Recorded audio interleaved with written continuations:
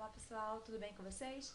Eu sou a Beatriz da Master Inteligência e eu tô aqui para mostrar para vocês algumas orientações ao fazer o curso da nossa plataforma, tá?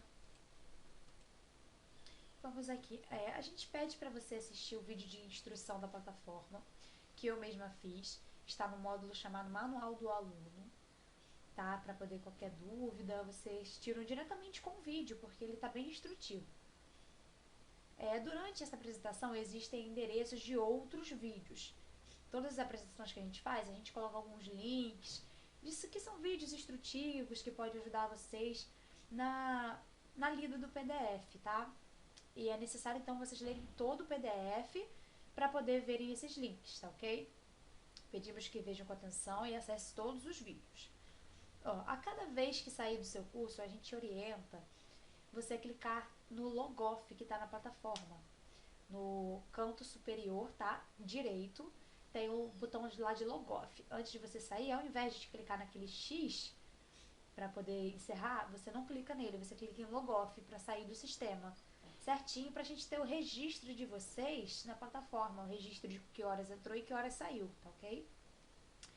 E atenção também no fim do treinamento, se existe alguma tarefa ou não. Se não tem tarefa, só finalizar e solicitar seu certificado. Se tiver alguma tarefa, a gente pede que vocês vejam a tarefa direitinho, tirem as dúvidas e enviem para nós para ser corrigidas. Tá ok? Obrigada. Olá pessoal, estamos de volta, sou Luiz Souza, especialista em engenharia de segurança do trabalho. Eu vou estar falando um pouco aqui, de maneira resumida, sobre a biomecânica e onde ela se encaixa, né, nos atividades de segurança do trabalho, né, dentro da NR17. Então vamos estar tratando aqui introdução, conceitos de biomecânica, método de medição, biomecânica ocupacional. Então nós temos aqui uma introdução, o que seria, né? A biomecânica, o estudo da biomecânica é fundamental para analisar os sistemas biológicos, quer dizer, os sistemas biológicos de maneira geral. Em especial os movimentos do corpo humano e os efeitos das forças e toques sobre os organismos, quer dizer, forças e toques sobre os organismos. O conjunto de profissionais interessados em aspectos aplicados ao movimento do corpo humano é bastante largo, como ortopedistas, traumatologistas, terapeutas, fisioterapeutas, treinadores de esporte, engenheiros, projetistas de equipamentos de esporte e de reabilitação e outros, e não menos importante no mundo da segurança e saúde do trabalhador. Nos tempos atuais, as áreas de abrangência da biomecânica têm incorporado conhecimentos de locomoção humana, esporte, clínica e reabilitação, tecidos e biomateriais, sistemas músculo-esqueletal, ergonomia do trabalho, modelagem matemática e simulação computacional, dentre outros. Então você vê aqui, ergonomia. Ergonomia está ligada à NR17. Então vocês vão ver que a biomecânica é importante, que está se estudando sobre a anatomia humana, né? Conceitos de biomecânica. Então nós temos aqui alguns conceitos. A biomecânica estrutura-se como disciplina entre as ciências naturais para o estudo de movimentos do corpo humano, quer dizer, nas atividades laborais do dia a dia é muito movimento que se faz com o corpo. São estabelecidos leis e padrões mecânicos em função das características específicas dos sistemas biológicos, onde se inclui os conhecimentos de anatomia e fisiologias humanas. O desenvolvimento atual alcançado pela biomecânica está intrinsecamente ligado aos novos procedimentos e técnicas de investigações adotados, existindo a tendência de combinar várias disciplinas científicas na análise do movimento, quer dizer, estamos sempre em movimento, estamos sempre agilizando, fazendo tarefas, né? É tudo micromovimentos, né? E também grandes movimentos. Várias disciplinas científicas, né, envolvidas nisso. Um complexo de disciplinas científicas consolida o aspecto multidisciplinar na formação de um domínio de conhecimentos interdisciplinares. Além disso, a biomecânica tem incorporado outras disciplinas, como a antropometria, a gente vai estar vendo sobre isso, são medidas ligadas ao corpo, né? Anatomia funcional, neurofisiologia, fisiologia geral, bioquímica, física, mecânica, matemática, processamento de sinais eletrônicos. Então você vê que é extremamente abrangente e isso também muito importante. Isso envolve elaboração de máquinas confortáveis, carros, veículos, né, ambientes de maneira geral, precisam ser projetados com conhecimentos de biomecânica para que se possa criar um ambiente adequado, né? E a pessoa tem atividades manuais, saber como precisa se posicionar, como precisa trabalhar com o seu corpo a fim de não desenvolver doenças ao longo do tempo. Ó, a relação entre a física e a biologia produz transformações e modificações nas leis mecânicas, por condições e influência biológica, em oposição a um sistema fisicamente rígido, que quer dizer, algo que venha adaptado, né? A estrutura biológica do corpo humano permite a produção de forças internas através da contração muscular, tornando um sistema independente para produzir seu próprio movimento. Então, boa parte ligada à NR17 está também na movimentação manual, de movimentação de carga manual.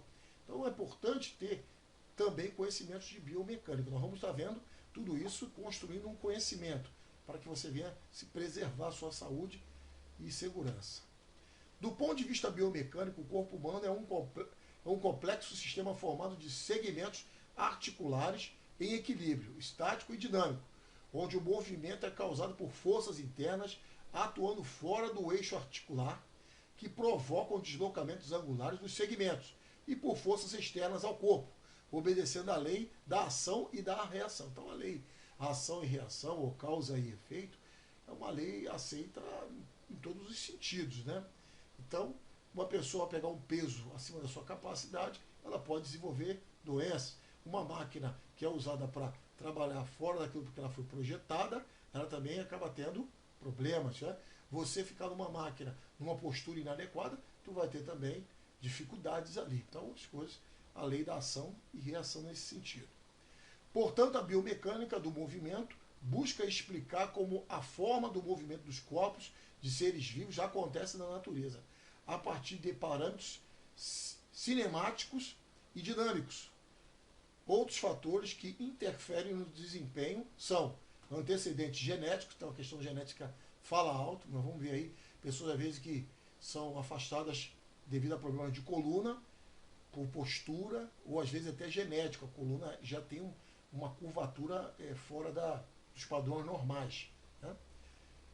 Motivação, estado de maturação estrutural do desenvolvimento motor, entre outros, embora sua quantificação não possa ser obtida, comparando-se com os parâmetros biomecânicos na interpretação e análise do movimento. Então, ou seja, é usado também, às vezes, alguns checklists de ergonomia, um exemplo é o checklist de Couto, para ver lá, faz uma correlação de como é que a pessoa faz as atividades, e no checklist vai nos ajudando também a construir a biomecânica. Eu vou estar falando um pouquinho no final sobre esse checklist, que pode ajudar você também, né, numa questão de fazer trabalhos ergonômicos ou criar ambientes de trabalho. Então isso tudo vai te ajudar. E você também vai ajudar a fazer a sua prevenção, se já existe um local que você trabalha. Um aspecto importante em estudos biomecânicos é o desenvolvimento de ampla base de dados relativa a informações acerca do movimento humano, quer dizer, o movimento que a gente realiza. Então são, como eu falei já, micromovimentos, movimentos médios e movimentos grandes, né? Então tem também os micromovimentos.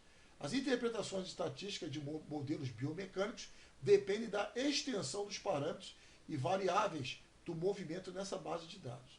O primeiro procedimento nesse sentido é o de se testar repetidas vezes o mesmo grupo de pessoas, ou seja, controlar a reprodutibilidade do movimento estudado. Quer dizer, como é que faz aquele movimento? Reproduzir aquele movimento, sem haver influência externa. As principais características que devem ser controladas são frequência dos testes, evitar testes invasivos, relação da prática do teste com a dimensão do rendimento do movimento. Então você vê que é um estudo muito interessante. Nós vamos fazer um trabalho de ergonomia dentro de uma empresa e pessoas estão fazendo atividades que usam as mãos, ou os membros superiores ou inferiores, tudo tem que ser observado, a repetição desses movimentos, né? A frequência de repetição, a força que é exercida. Os procedimentos de medição em biomecânica estão sujeitos aos tipos de erros. bem conhecidos que ocorrem nos procedimentos científicos. Padronizar procedimentos de medida de biomecânica torna-se uma tarefa difícil devido às particularidades do objeto de estudo. Cada caso é um caso. Entretanto, os procedimentos são classificados em mecânico, por avaliação de grandeza e observação direta e que não se alteram muito rapidamente. Eletrônico, grandezas mecânicas são transformadas em elétricas, facilitando as medições dinâmicas e adaptando-se ao processamento de dados.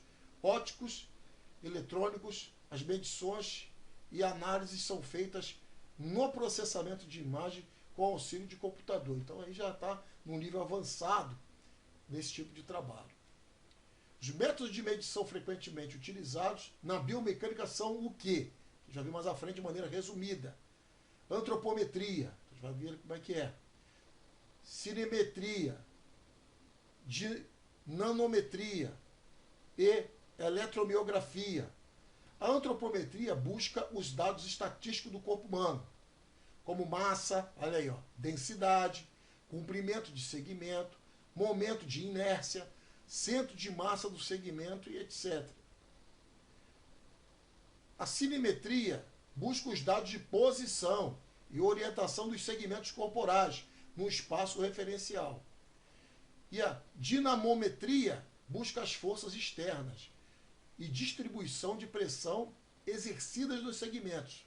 Eletromiografia busca as atividades musculares, quando os segmentos musculares forem contraídos. Então nós temos atividade braçal, atividade pesada, leve, moderada. Então isso tudo, para se fazer um trabalho adequado nisso, tudo isso aí, criando um ambiente de trabalho, máquinas, equipamentos, ferramental adequado para o ser humano, é preciso se ter conhecimentos de biomecânica. Métodos de medição. Então, como já comentamos, ó, cinemetria, dinamometria, antropometria, eletromiografia. Então, ó, posição e orientação dos segmentos corporais. Na dinamometria, forças e distribuição de pressão. Antropometria, ó, parâmetros para modelos corporais. Eletromiografia, atividade muscular como um todo. Então, está aqui mostrando a antropometria busca os dados estatísticos do corpo humano, como massa, densidade, comprimento de segmentos, momento de inércia, centro de massa do segmento. Então, você está vendo aqui, ó, pessoa andando com bengala, né, 2 bengalas. Estão mostrando uma série de cenários que podem acontecer com a vida de cada um, que vai o quê? Esses dados antropométricos são necessários, né? Até para adaptar pessoas em outras funções, se for o caso, que hoje já é permitido isso por lei. Então aqui, os dados antropométricos. Então isso tudo é avaliado nas pessoas, como as pessoas realizam suas atividades. A fazer uma análise ergonômica do trabalho é preciso também ter essas informações, bater checklist. Então tem uma série de metodologias voltadas para levantamento ergonômico. Então aqui, ó, a cinemetria, ó, busca os dados de posição e orientação dos segmentos corporais no espaço referencial. Aqui, ó, como se fosse a pessoa andando, alguns valores, né? Isso tudo para ter a informação, né? Que é aquela pessoa está caminhando ali, andando naquele local. Então isso tudo são a cinemetria, né? Busca os dados de posição e orientação. Aqui está mostrando a dinamometria, ó, busca as forças externas de distribuição de pressão exercida nos segmentos.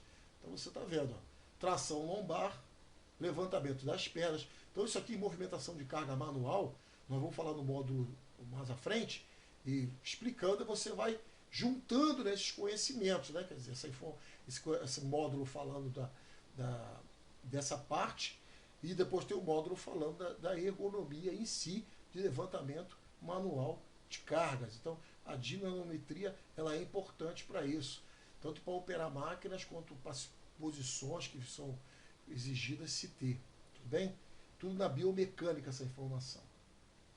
Então, aqui, ó, eletromiografia busca as atividades musculares quando os segmentos musculares forem contraídos. Então, isso aqui são testes que são feitos para se ter algum ponto de referência para fazer um trabalho de avaliação, né, o esforço muscular, né, as atividades musculares que os trabalhadores realizam. Então, tem gente que tem que até fazer capacitação física para se manter com aquela resistência para determinadas atividades. Tá? Então, tem que ter acompanhamento.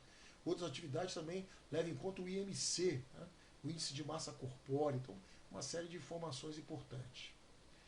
Então, biomecânica ocupacional. Então a gente tem aqui, ó, conceitos básicos da biomecânica ocupacional. Então, a biomecânica ocupacional, pessoal, tem a ver com o que você se ocupa, o que você faz, a atividade que você está ali executando. Então, quer dizer, é uma biomecânica ocupacional. Um exemplo, uma pessoa teve um problema de coluna e alega-se do trabalho. Então, tem que ver se a ocupação dela realmente pode levar a esse tipo de coisa.